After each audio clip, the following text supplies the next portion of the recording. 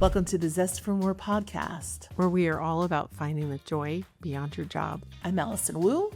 And I'm Gwynne Oosterbaan. And we are both two former communications colleagues, friends, and two Columbia University alumni who found ourselves asking a lot of the same questions, like how do you find joy beyond your job? So we may have moved from the New York City hustle and bustle, but we still wanted the energy and exploration and the zest that we knew back in the day in New York. Alison is the legit New Yorker. I'm kind of a pretender, though we both did live in Brooklyn. And when we talked a lot about our New York days, we recalled that we just were in go mode all of the time. Busy jobs. We were in like strategy and problem solving. And then we were building our careers and going, look, what's next? And then when we met in Philadelphia, where we were both working at the time, the word for that zest that Alison introduced me to was zhuzh. Zhuzh it up. So how do you find the zhuzh?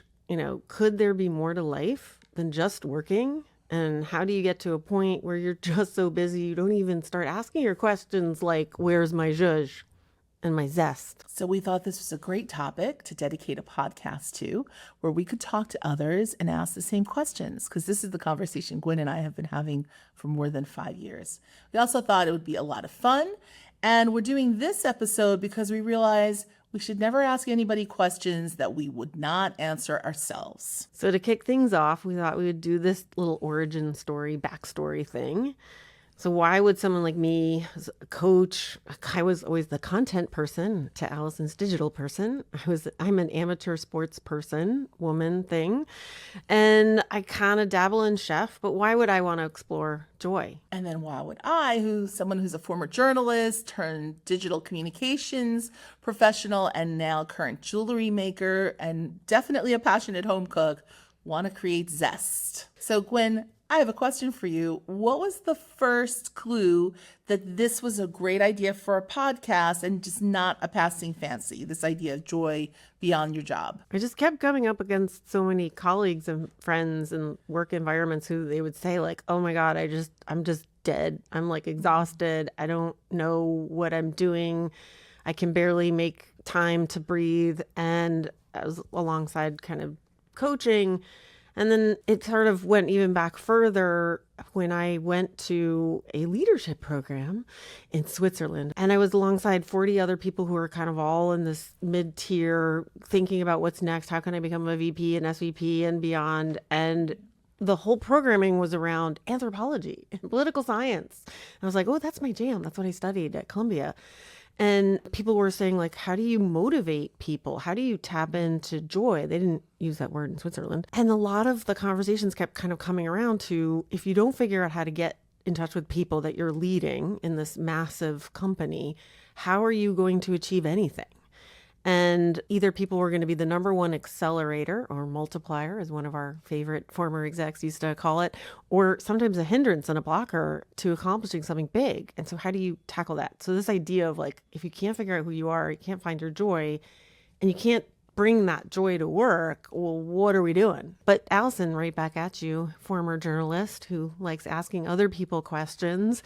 What first inspired you to pursue that path, go to Columbia, and then, conversely, when did you decide not to keep doing that and go to something else? I literally fell into becoming a journalist. I'd always wanted to. I'd always been a very curious child, and my mother always told me my stories were going to get me into trouble.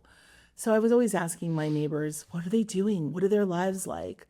If I had only known 5-year-old Alison, if I'd known that there was a job in that, I would have been much happier. But I left school very early. I graduated college at 18, so I had a very pressing curiosity drive. And I was in finance first and customer service at Pan American World Airways. But I became a journalist because I literally stumbled upon the steps of Columbia University's graduate school of journalism. I didn't know there was an actual path you could take. I was very honored to go there. I was a public school kid, so I had no idea about Columbia and what it offered. But being part of that class of 180 people was like feeling like I had found my people and I was home. So I loved it. I had a more than decades-old career. I was in television news, and I loved it. And I loved the passion and the energy and the being able to jump in and talked to all kinds of people, not just leaders, but the people who had extraordinary lives. I left journalism actually because I wanted to be a person living an extraordinary life and not just interviewing people about that. And I kind of fell into, as a first adopter, digital communications, and I had co-authored a book called How to Say It, working with new media. And then I was hired by a global healthcare company to do just that and basically apply the principles in the book. So for the last 15 years, that's what I've been doing. My love of jewelry is because as a kid, I always loved rocks. Like from when I was 3 years old, they were digging up my street and there were rocks in the street and I was fascinated by the colors. So actually, this is one of the first pieces I made ever. And I just kept going and people would see me wearing pieces and they would buy pieces off of me. And that's how I thought, is this a thing? I just knew it was my passion and my joy. So I kept doing that. And I think as I got older, I just realized following the path of joy is so incredibly important. What else are we really living here for? Yeah, and I'm going to borrow that necklace because it'll go with this green shirt. That's true. Yes, it's check glass. Absolutely. But, the good part is that, we're really blessed, though, to be able to be inspired not only by the work we do, right, but also by the people we meet. So what inspires you? Like, was there a job or some experience in your life that has just given you pure joy? I just was addicted to literature, and one of my favorite writers, which I know we share, is Jane Austen, and the other one was Leo Tolstoy, and it was these like big sweeping stories, and they were either very intimate about people's lives and their choices like Jane Austen, or they were affected by history. And when I stumbled into global healthcare, one of the first assignments that was like so eye-opening was the hunt for a malaria vaccine. It was a 30-year journey. And when I got to work in Africa and film the people, the African scientists who were working on this project, and meet the children who had siblings who died from malaria, or parents who knew people who had a child, or either they did have a child who died from malaria, and then you were giving them this opportunity for them to live a life where that would even be possible, to have those kind of choices in the way that Jane Austen wrote about it. And I was in one of those clinics, and I was chatting with one of the researchers, and he and I realized we were both in Leningrad at the exact same time in the early 90s studying, and I was at this little institute and he was like across the road, and I was like, oh my God, right, Tanzania, Soviet Union are happening at the same time. And what propels people to work really hard, sometimes with zero recognition or payment, like finding a malaria vaccine, that was probably one of the best kind of joy moments, where everything I had studied and tried to do and figure out how to tell this story that no one was really paying attention to, and make it worthwhile was definitely a huge example of finding joy in the workplace and kind of bringing everything together around finding good stories and connecting with people. And that connection, like the guy who'd been from Tanzania, was similar to when I sort of had to spend more and more time in corporate life and I wasn't on the ground in Africa anymore. I started to read things like Brene Brown or Amanda Duckworth, and sort of how do you find the grit and authenticity? How do you build trust? So Brene Brown writes about all of these things, and what does it mean to be vulnerable and a leader in the workplace? And it kind of just brought everything back to figuring out who you are as an authentic self. And how do you show up at work, and not in like a weird way, but in a fully formed, this is who I am, but I also know that I need to deal with you, whoever you is in a work environment. But I mentioned Jane Austen, Alison, and I know that one of the jewelry shop things that you've done is actually a pop-up at the major Jane Austen event of the year. Is that like, how do you think about inspiration, and how do you incorporate it into jewelry making, or just finding your joy? Well, discovering Jane Austen happened by happenstance as well. I had a godmother, and I spent my summers with her from ages 9 to 19 in Dorset. And in her attic was a trunk with Pride and Prejudice, Persuasion, Sense and Sensibility, all 6 of Jane's books. And so it became very personal to me to read her stories. And what happens with a lot of people, you feel like Jane just resonates directly with you. And she's writing for me, and she's writing about me. And so even though I didn't have sisters that I was, worrying about, but there's all the same concerns about, how women traverse their lives in the world. I love Jane and I found her very inspirational, and then had found my mom had read her. And when I thought about, it's funny, you talk about Tanzania and your work in Africa. So my mother was South African, and my grandparents were missionaries. And so she had 10 siblings. And my mother had the choice of work in healthcare, work in teaching, or be a housewife. And so she chose being a nurse. And she was also an infectious disease practitioner. And then she was also a midwife. So when I think about like the types of things that have inspired my own journey, my mom certainly has been a big one. That's why I'm in healthcare communications. My parents both are immigrants, and they came here when I was 10 days old. So the grit that they had to show and just really made me very appreciative of their contribution and made me want to live up to that. My brother, who had a developmental disability, was one of my great inspirations. He was a phenomenal human being who always made me laugh, was my best friend, and super smart about people and just uncannily funny. He loved Jane Austen. He loved Mr. Darcy. So there's a lot that I've been really blessed with family-wise that has kept me going. But similar to you, right, authors and reading is such a big part of my life too. I was very, very blessed to, when I was an editor in Charlotte, to have interviewed Maya Angelou, who was a great hero of mine, and was really happy to know that she was as good a person as her work was in her writing. She was even a more phenomenal human being, just one-on-one. Oh, what an amazing opportunity to talk to her. No. So she was just great. She was just very real and very honest and very down to earth. And you have to love that when you meet people who have accomplished great things. Yeah, I also had the fortune of meeting a couple of really cool big figures, and one of them was Jennifer Doudna, and she's also just super down to earth and very pleasant and chill. Like, just when you meet people like that who have accomplished or sort of tackled really big problems, like sometimes you don't get the recognition again. Not everyone's going to be a Nobel Prize winner. But when you find people who are at that level and think deeply about these big questions, and then they're just very approachable, real, like Maya Angelou, it just makes you even more ready to get up and go. 1,000%. So what about you day to day? Because I know most recently you talked a little bit online about, this big move that you've made. You're at a really interesting place in your life. You've moved to a new area in Pennsylvania, in New Hope. What's bringing you joy on a day-to-day basis? Well, definitely thinking about legacy and family, and we're expanding a house that'll probably be at least a 3-year project in New Hope. And I just love the name New Hope, and I always think of Star Wars, which my husband and my sons are huge fans of. Is we're building a house that will house multiple generations, including both of our moms when it's done. And my son goes to a Quaker school here, which he just adores. And this place, this kind of birthplace of America, especially now as we're going through the 250th, is chock full of really fascinating backstories. And it's also gorgeous, and it's underappreciated, although that's starting to change thanks to the New York Times. And I love gardening. I love being out in nature. We bought a house with 2 ponds, which is challenging. And I sort of want to have a mix of things in the same way. I think my career has always been a strange blend of like, okay, Russian history and politics, and then like global healthcare, figuring how to explain technology. What keeps me grounded is being able to actually get in the dirt. And I read a book about how it was by a master gardener in like the UK, and it was about mental health and gardening. And during COVID, I was just like, I gotta get outside. I gotta get in the dirt.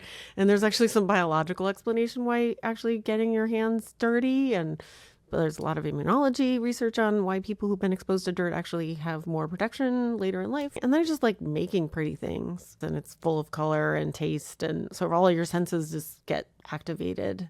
So that, and then I alluded to being an amateur sportswoman. I've picked up horseback riding. No, what's that about? What inspired you to get back on a horse? That's really a major thing. It's a major thing. It's incredibly humbling. So maybe 10 years ago, I had to learn how to ski with my children, which was terrifying. Riding a horse is very similar kind of in terms of like anatomy and challenge, but even more frightening because this animal you are not in control of. At least if you're going down a hill, you can just like decide to pull over and stop. I think when I was 12, I went to a birthday party where there was like, oh, you could get on the horse. And I think I just intuitively loved it. And then maybe there were too many Jane Austen movies where the image of the heroine riding through the dark night or really mad at her potential love interest. Those are probably like the visual reinforcements of it. And just when you are taking care of this animal and figuring out how to interact with this thing, and it just very humbling, and you think about nothing else, figuring out how am I going to stay on, and how do I actually like lose myself. And the flow idea is you are not thinking about yourself. And if you can not think about yourself and you think about other people and other things, you actually get really into yourself, and not in a selfish way, in a transformative way. And I think that's what getting on the horse has been like. And there are lots of horses here. Happily. You are in horse country in Bucks County, that is for sure. But I think, Alison, I just really appreciate you deciding that you wanted to go on this journey and investigate these type of questions. And your professionalism and energy has always been something I was in awe of at work. And then how you would like turn on the podcast voice when you did your podcast that I listened to during COVID, and our friends group that we called Connect 4 during COVID, and we had a Friday ritual. Is there any other like favorite recipe or activity that you're like, when I'm having a crappy day, I just make sure I do a little bit of that? Oh, well, it's funny. I do play the piano, which is something I find a lot of joy in. But cooking is actually, I don't have one favorite recipe. The funny thing is, I am a passionate home cook, but I came to it very late. My mom wanted to teach me how to cook when I was growing up, and I thought, I'm a modern woman. Why would I need to cook? That sounds ridiculous. And of course, the first man I fell in love with happened to be Italian, and he was like, you do cook, right? And I said what any woman in love said. Absolutely. And it was not true. Then I went running home to my mother and I said, teach me everything. And she said, I knew this day would come. Don't worry. So I was fortunate to learn how to cook not only from her, she had an amazing palate, but also from Biba Caggiano and other chefs. This is pre-Food Network. And so I have continued it. And one of the things I do love to do is bring people together. So this is something that transcends both my work and my personal life. And we started a club called Cook the Book, where we take a cookbook and everybody who comes to the party cooks something from the cookbook. So we started with this amazing Indian restaurant in London called Dish Room. And then we took the book from Jelena, who's a wonderful restaurant that's both in California and New York that a friend's son worked at over the summer. And so that's been really great. And now that this terrible winter has been over, I can't wait to get back to that. And that's, fun and joy in and of itself. Yeah. Well, that was like a Jane Austen little anecdote about your mom teaching you how to cook because you fell in love with an Italian. She was, Was like, it pasta of course the it's first thing? Actually, it was gnocchi. I've learned to make ricotta gnocchi, and I still have a ricer in my kitchen that I probably never have used after making gnocchi for this gentleman. So, Oh, okay. well, let's see. Hopefully, things will transcend, and maybe we'll do some zestful recipes in season 2. But as this is season 1, maybe we should give everybody a little bit of a preview. So we start talking to conversations with people and friends, new and old, and some people who have helped us. Gwynne, I know how important coaching has been, in your life. And so we talk about that throughout the whole season. But it's going to be exciting. What are you looking forward to most in season 1, Gwynne? I think just lots of really good insights and natural free-flowing conversation about how you find joy in different ways and career paths that have kind of like done that classic like ebb and flow. One of the first things you had to do in this coaching class that I did was to draw the river of life, like as if you were a Jane Austen or a Tolstoy. You were mapping out your caricature journey, and you like have lots of like eddies and sometimes a waterfall, maybe not great, and sometimes a long stretch where you're like, wait, what am I doing? So we're bringing one of my coaches who's also an Alison, spelled correctly with 1 L, who will share some of those. And then a foodie that and lives not too far from me in Bucks County. Alison, you want to preview the foodie? Yeah, I mean, if anybody loved Gourmet Magazine, which was a stalwart in everybody's, kitchen and home for so many years, he was one of the editors there. You'll hear his amazing story and what he's up to now. You'll hear about some very eclectic people who are, living with their passions, whether it's baseball and architecture, or you'll hear from one reporter who used to cover both the Bush and Obama White Houses. So we've got a lot in store. We're really excited. We're doing the first drop. This episode will be part of that. We want to hear from you as communication professionals. We would never want just one-way conversation. So we encourage everybody to visit zestformore.com, where you'll see each show notes, but we want to hear from you. If there are guests, questions you have, ideas for shows, we want to hear it. So Gwynne, thanks for this backgrounder and our origin story of how we started this podcast.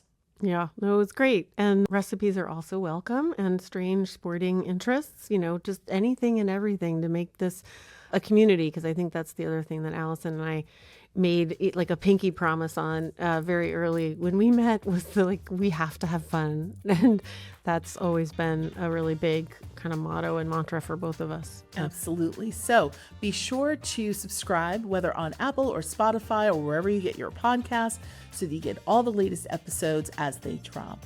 Thanks, everybody, and thanks for listening. Bye-bye. Cheers.